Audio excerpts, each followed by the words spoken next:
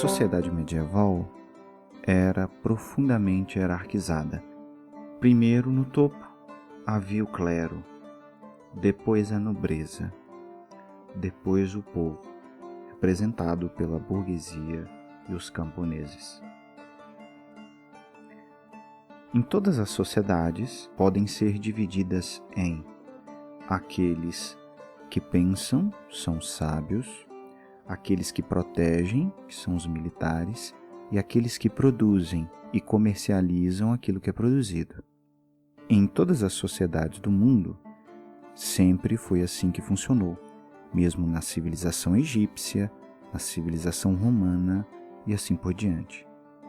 Na Idade Média, quem estava no topo era o clero, eram os sábios, eram os sacerdotes. Depois havia a nobreza, que era aqueles que protegiam. Os nobres eram os militares da Idade Média. Eles cuidavam em manter a ordem e proteger os feudos, os reinos. E depois vinha o povo, representado pelos camponeses, que trabalhavam no campo, pelos artesãos, e a burguesia, que eram aqueles que comercializavam. Dentro do clero havia também uma hierarquia muito bem estabelecida, formada pelo Papa, pelos cardeais, abades, bispos e monges. Na nobreza também havia uma hierarquia. Você tinha o imperador, como Carlos Magno, em seguida o rei de um grande reino, o príncipe real, o infante, o duque, o marquês, o conde e assim sucessivamente. Um estava abaixo hierarquicamente do outro. Um era vassalo do outro. Dentro da burguesia, nós tínhamos vários profissionais, como juízes, advogados, médicos, professores, comerciantes. Dentre os camponeses, além daquelas pessoas que trabalhavam no campo, você tinha os artesãos, os alfaiates, você tinha os mestres confeiteiros, os marceneiros.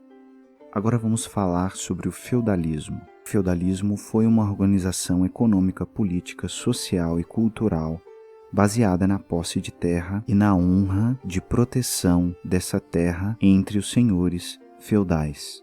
O feudalismo teve sua origem no século V, com a crise e a insegurança pós o Império Romano.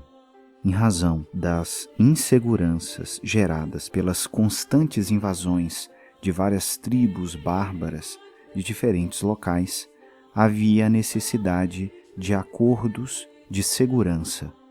Então os nobres feudais vão estabelecer a suzerania e a vassalagem, que consiste numa troca mútua de deveres e obrigações entre um senhor e outro.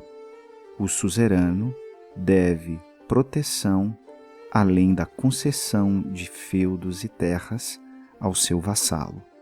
E o seu vassalo tem o dever de prestar auxílio militar ou mesmo monetário, além da fidelidade e do conselho. O sistema político feudalista é caracterizado pela descentralização política.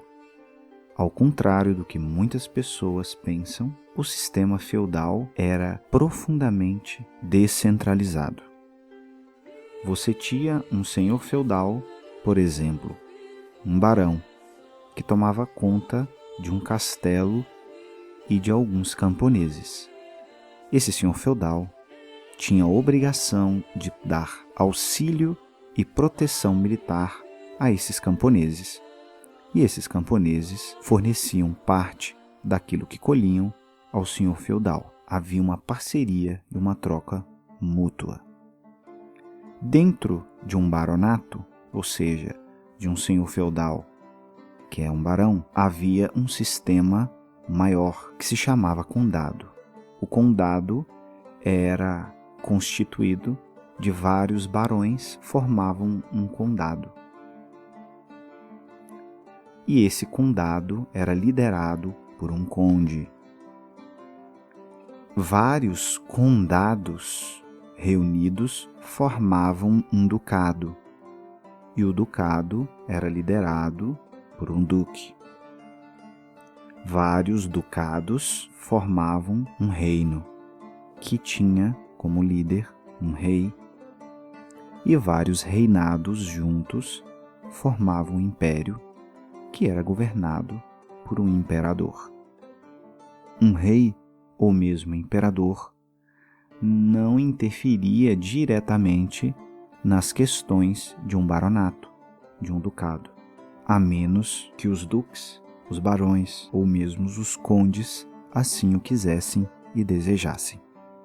Em geral, isso não acontecia. Na verdade, um rei ou mesmo imperador nem ficava sabendo dos pormenores dessas células que formavam seu reino. Acima de todo o império havia o papado, o papa, que exercia um poder moral. Percebam que não era um poder político nem militar. O papa nada poderia fazer contra um imperador, um reino. O que havia era uma liderança moral. Assim era a estrutura da Idade Média.